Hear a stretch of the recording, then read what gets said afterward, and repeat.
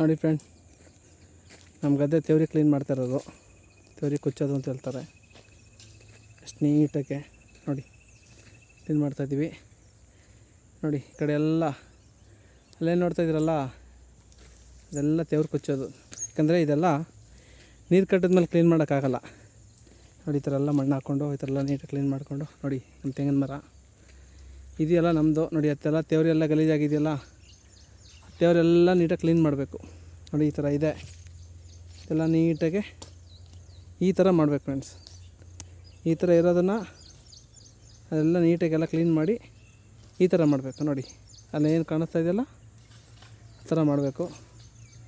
ಬೆಂಗಳೂರಿಂದ ಇವತ್ತು ಬಂದಂಗೆ ನಾನು ನಮ್ಮಪ್ಪ, ನೋಡಿ ನಮ್ಮ ಡ್ಯಾಡಿ ಅಲ್ಲಿ ಕ್ಲೀನ್ ಮಾಡ್ತಾ ಇದ್ದಾರೆ.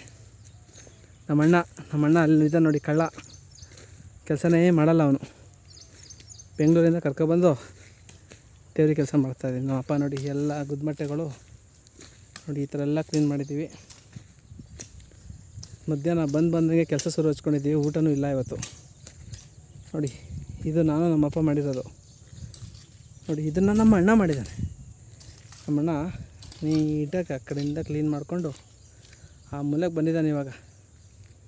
ನೋಡಿರಿ, ರೈತರಿಗೆ ಹೆಣ್ಣು ಕೊಡಲ್ಲ ಅಂತೀರ, ರೈತರ ಮಕ್ಳಿಗೆ ಹೆಣ್ಣು ಕೊಡ್ರಿ.